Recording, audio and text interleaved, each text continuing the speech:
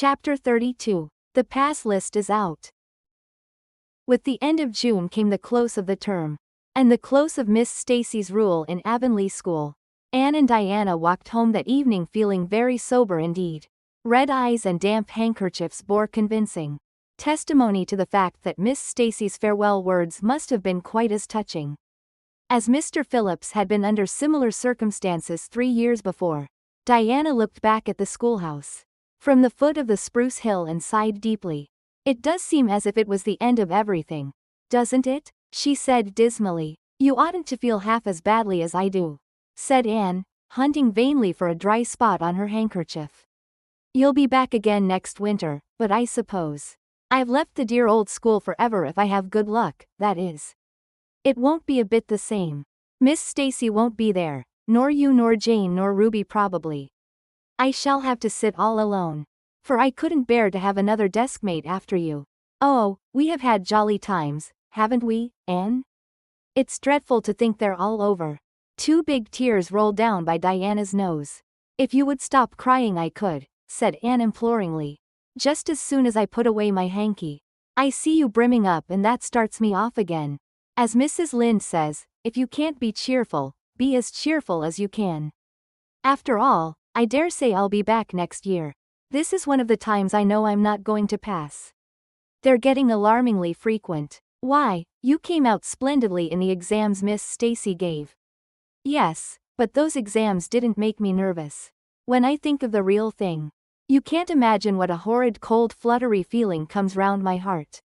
And then my number is 13 and Josie Pye says it's so unlucky. I am not superstitious and I know it can make no difference. But still I wish it wasn't 13.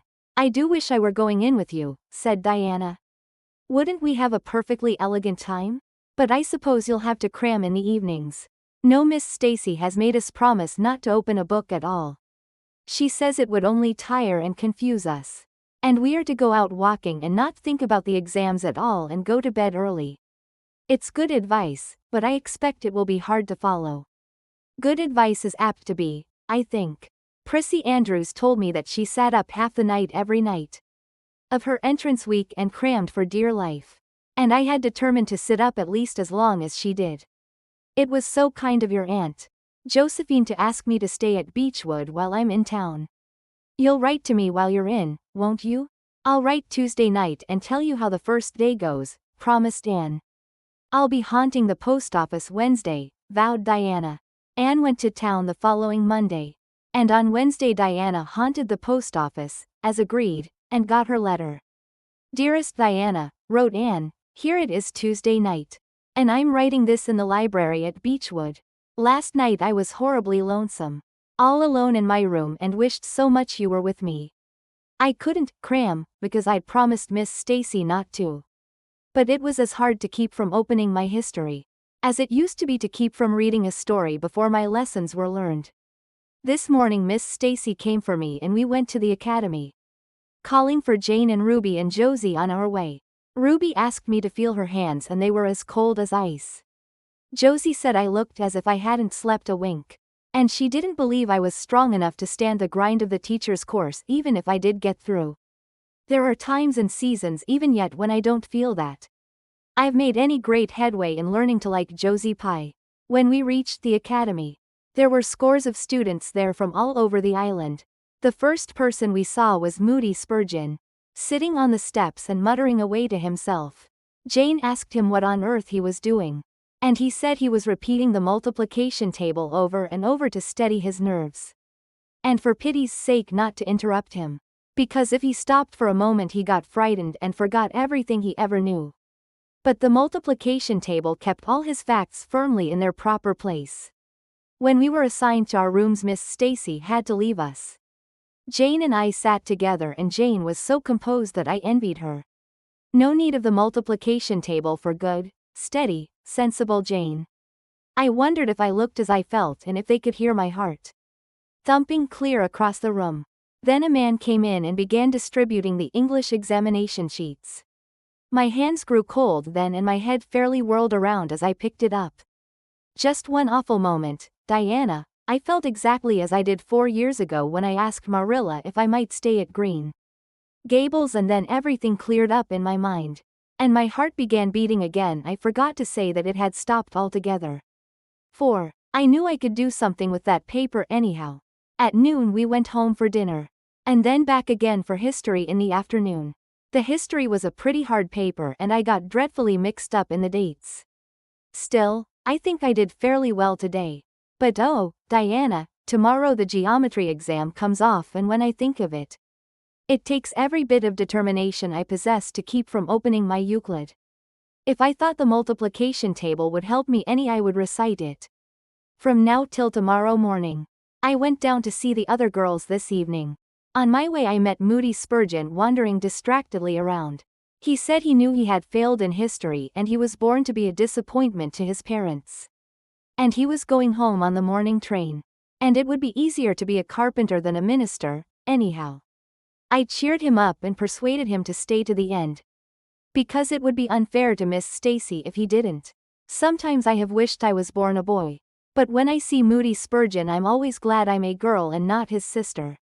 Ruby was in hysterics when I reached their boarding house. She had just discovered a fearful mistake she had made in her English paper. When she recovered we went uptown and had an ice cream. How we wished you had been with us. Oh, Diana, if only the geometry examination were over. But there, as Mrs. Lynde would say, the sun will go on rising and setting whether I fail in geometry or not. That is true but not especially comforting.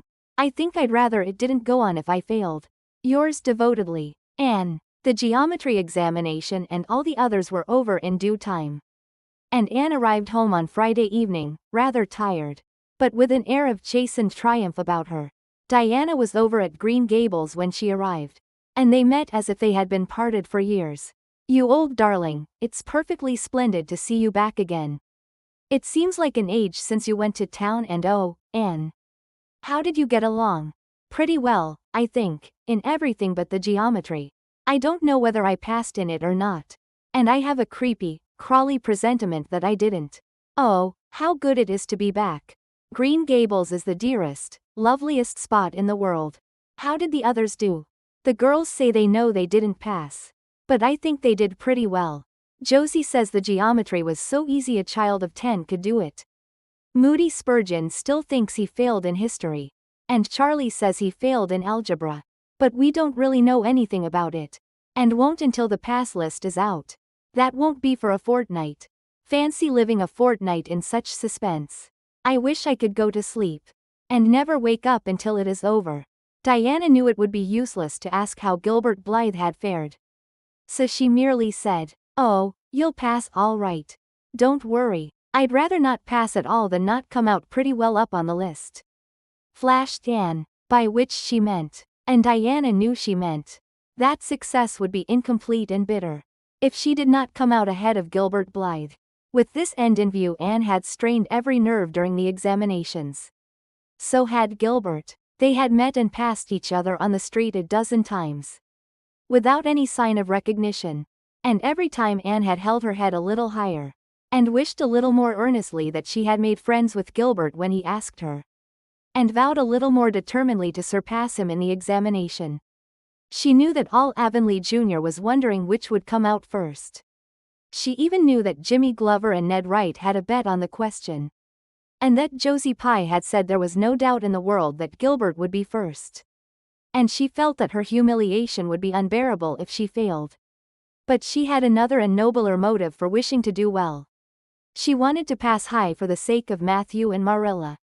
Especially Matthew. Matthew had declared to her his conviction that she would beat the whole island. That, Anne felt, was something it would be foolish to hope for. Even in the wildest dreams. But she did hope fervently that she would be among the first 10 at least. So that she might see Matthew's kindly brown eyes gleam with pride in her achievement. That, she felt, would be a sweet reward indeed. For all her hard work and patient grubbing among unimaginative equations and conjugations. At the end of the fortnight Anne took to haunting the post office also. In the distracted company of Jane, Ruby and Josie. Opening the Charlottetown dailies with shaking hands and cold, sink-away feelings. As bad as any experienced during the entrance week. Charlie and Gilbert were not above doing this too. But Moody Spurgeon stayed resolutely away. I haven't got the grit to go there and look at a paper in cold blood, he told Anne. I'm just going to wait until somebody comes and tells me suddenly whether I've passed or not. When 3 weeks had gone by without the pass list appearing, Anne began to feel that she really couldn't stand the strain much longer.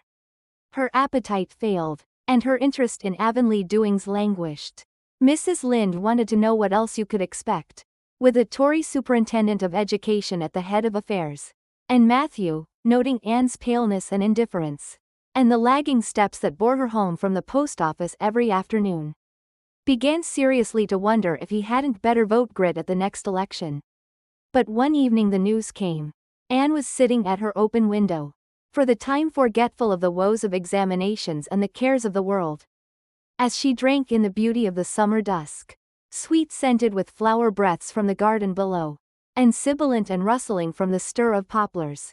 The eastern sky above the firs was flushed faintly pink from the reflection of the west, and Anne was wondering dreamily if the spirit of color looked like that, when she saw Diana come flying down through the firs, over the log bridge, and up the slope, with a fluttering newspaper in her hand. Anne sprang to her feet, knowing at once what that paper contained. The pass list was out. Her head whirled, and her heart beat until it hurt her. She could not move a step. It seemed an hour to her before Diana came rushing along the hall, and burst into the room without even knocking. So great was her excitement. Anne, you've passed, she cried. Passed the very first. You and Gilbert both. Your ties. But your name is first. Oh, I'm so proud. Diana flung the paper on the table, and herself on Anne's bed, utterly breathless and incapable of further speech. Anne lighted the lamp, oversetting the match safe, and using up half a dozen matches before her shaking hands could accomplish the task. Then she snatched up the paper. Yes, she had passed. There was her name at the very top of a list of 200. That moment was worth living for. You did just splendidly, Anne, puffed Diana, recovering sufficiently to sit up and speak. For Anne, starry-eyed and rapt, had not uttered a word. Father brought the paper home from Bright River not 10 minutes ago. It came out on the afternoon train, you know, and won't be here till tomorrow by mail. And when I saw the pass list I just rushed over like a wild thing. You've all passed, every one of you, Moody Spurgeon and all. Although he's conditioned in history. Jane and Ruby did pretty well. They're halfway up, and so did Charlie. Josie just scraped through with 3 marks to spare. But you'll see she'll put on as many airs as if she'd led. Won't Miss Stacy be delighted? Oh, Anne, what does it feel like to see your name at the head of a pass list like that? If it were me I know I'd go crazy with joy. I am pretty near crazy as it is. But you're as calm and cool as a spring evening. I'm just dazzled inside, said Anne. I want to say 100 things. And I can't find words to say them in. I never dreamed of this. Yes, I did. Too, just once. I let myself think once. What if I should come out first? Quakingly, you know. For it seemed so vain and presumptuous to think I could lead the island. Excuse me a minute, Diana. I must run right out to the field to tell Matthew. Then we'll go up the road and tell the good news to the others. They hurried to the hayfield below the barn where Matthew was coiling hay. And, as luck would have it, Mrs. Lynde was talking to Marilla at the lane fence. Oh, Matthew, exclaimed Anne. I've passed and I'm first. Or one of the first. I'm not vain, but I'm thankful. Well now, I always said it, said Matthew, gazing at the pass list delightedly. I knew you could beat them all easy. You've done pretty well, I must say, Anne, said Marilla, trying to hide her extreme pride in Anne from Mrs. Rachel's critical eye. But that good soul said heartily, I just guess she has done well. And far be it from me to be backward in saying it. You're a credit to your friends, Anne, that's what. And we're all proud of you. That night Anne, who had wound up a delightful evening by a serious little talk with Mrs. Allen at the manse, knelt sweetly by her open window in a great sheen of moonshine, and murmured a prayer of gratitude and aspiration that came straight from her heart. There was in it thankfulness for the past, and reverent petition for the future. And when she slept on her white pillow, her dreams were as fair and bright and beautiful as maidenhood might desire.